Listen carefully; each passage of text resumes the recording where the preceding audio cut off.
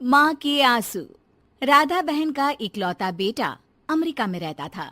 एक दिन राधा बहन का किराएदार कहता है, अरे माँ जी अकेली बैठी रहती हैं, बेटे के पास क्यों नहीं चली जाती? अरे कैसे चली जाऊं, नई नई शादी हुई है, अभी तो थोड़ा बहू के साथ समय बिताएगा, तभी तो दोनों के बीच समझ बढ़ेगी ना। अरे कैसी बात कर रही हैं माँ जी, समझ बढ़ाने के लिए 5 साल काफी होते हैं। 5 साल की शादी को कोई नई शादी नहीं कहता। हाँ वो तो है, आया था पिछले साल उसका फोन, पूछ रहा था कैसी हो, पर अब तो काफी साल हो गए, कोई फोन भी नहीं आता। तभी फोन की बेल बजती है। लो 100 साल की उम्र है, आ गया मेरे मयंक का फोन। अच्छा कैसे पता कि ये फोन उसी का है? अरे कैसे पता नहीं चलेगा, माँ हूँ मैं। अरे रहने दो माँ जी, 1 साल से जिसका फोन नहीं आएगा वो अब क्या करेगा? होता भी वही है, फोन पर मयंक है। कैसी हो माँ? अरे बेटा तेरी आवाज सुन ली, अब तो मौत भी क्यों ना आ जाए, बहुत याद आती है बेटा। माँ मैं वो ऑफिस में था। अच्छा माँ, वो रीना बोल रही थी कि तुम अकेली रहती हो इंडिया में, वो ठीक नहीं है। अब बुजुर्ग भी तो हो रही हो, अकेले पकाना खिलाना, वो चाह रही है कि अब तुम यहीं आ जाओ, हम लोग साथ रहते हैं ना। राधा बहन की आंख से पानी गिरने लगता है, वो कुछ नहीं बोल पाती। माँ हेलो, सुन रही हो ना माँ? हाँ बेटा तेरे साथ रहूंगी, सुबह शाम तुझे देखूंगी, और क्या जीवन में है तेरे पापा के जाने के बाद। तभी बीच में बेटा माँ को रोक देता है। हाँ हाँ ठीक है माँ, तो मैं आता हूँ अगले हफ्ते तुम्हें लेने के लिए। राधा बहन को तो मानो बुढ़ापे में किसी ने पंख दे दिए हो, उड़ी जा रही थी पूरे मोहल्ले में।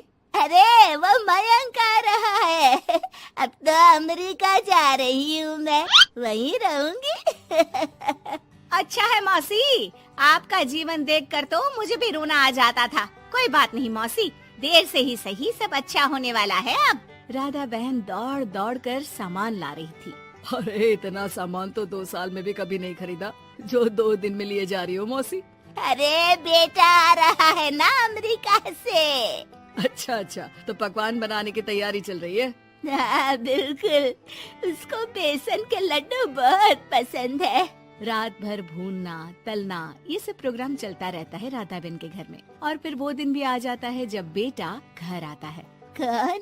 माँ मैं मयंक, ये घर का क्या हाल बना रखा है, न सफाई न धुलाई, कैसा लग रहा है ये घर? घर तो ऐसा ही था बेटा, हमेशा से, बस तू थोड़ा कमजोर लग रहा है। क्या हुआ बेटा?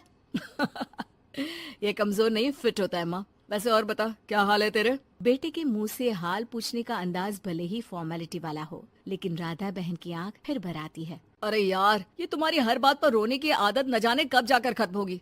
सही कहती है रीना तुम्हारे लिए। रीना बहू क्या कहती है मेरे लिए? यही के बस यही एक आदत है तुम्हारी माँ की, इमोशनल ब्लैकमेल। अरे यार अब इसमें रोने की क्या बात है? ना कुछ नहीं, बहुत दिन बाद तो घर आया ना तो क्या रोएगी? हाँ क्यों?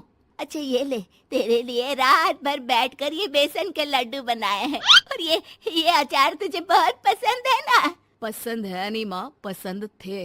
अब तो फिटनेस के लिए ये सारी फालतू चीजें मैं खाता भी नहीं हूँ। ये फालतू चीजें खाकर ही तो तू बड़ा हुआ है बेटा। अब रहने दे माँ, क्या क्या खिलाकर बड़ा किया है, मुंह मत खुलवा। कौन देशी घी में शक्कर डालकर पराठे के साथ खाता है? वो तो तुझे पसंद थे ना बेटा, तभी तो बनाती थी, नहीं बनाती थी तो रोता था तू। अरे तो रोने देती ना माँ, अब सारी समस्या उसी खाने से है शरीर में। वो तो भला हो रीना का, जो हेल्दी डाइट देकर सब मेंटेन कर रही है। राधा बहन बेटे की आने की खुशी में इतनी दीवानी थी कि उसे बेटे के बात का अंदाज और लहजा समझ में नहीं आ रहा था। अच्छा रुक, पालक वाली दाल बना देती हूँ। रहने दे माँ, मैं होटल से ऑर्डर कर देता हूँ। इतने साल बाद होटल का खाना, माँ के खाने की याद नहीं आती थी।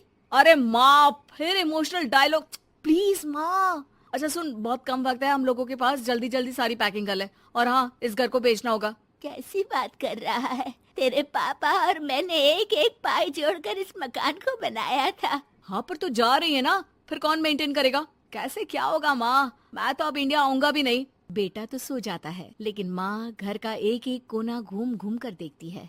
सही बात है, क्यों मोह माया जोड़ रही हूँ मैं इस घर से? आखिर बेटे के साथ रहना ही तो होता है हर माँ बाप को। लेकिन इनकी यादें हर एक कोने में है। खैर, औने पौने दामों में घर को बेच बेटा और माँ एयरपोर्ट के लिए रवाना हो जाते हैं। माँ यहीं बैठ, मैं अभी आया। नहीं नहीं बेटा, मैं साथ रहूंगी, पहली दफा आ रही हूँ ना। अरे माँ, टिकट, बोर्डिंग, सामान, चेक इन, 10 काम है, करके आ रहा हूँ ना। ठीक है, जल्दी आ जाना, यहाँ घबराहट होती रहेगी। बेटा माँ को समझाकर चला जाता है। माँ बैठी रह जाती है लेकिन बेटा आता ही नहीं। एयरपोर्ट के लोग बताते हैं कि इस नाम का लड़का तो कब का अमेरिका की फ्लाइट लेकर उड़ चुका है। माँ किसी तरह अपने बीके हुए मकान में ही आ जाती है। मुझे कुछ दिन रहने दो, पता नहीं क्या हुआ, हो सकता है कोई मजबूरी हो बेटे की। नया मकान मालिक कहता है। अरे माँ जी, कमरा तो मैं आपको दे दूं, पर भाड़े का क्या? पति की पेंशन भी है भैया। ठीक है, आप आराम से रहिए, लेकिन एक बात बताइए, आप किसी रिश्तेदार के घर क्यों नहीं चली जाती? अरे कैसी बात कर रहे हैं आप, मेरा बेटा कभी भी आ सकता है। अगर मैं उसे यहाँ नहीं मिली तो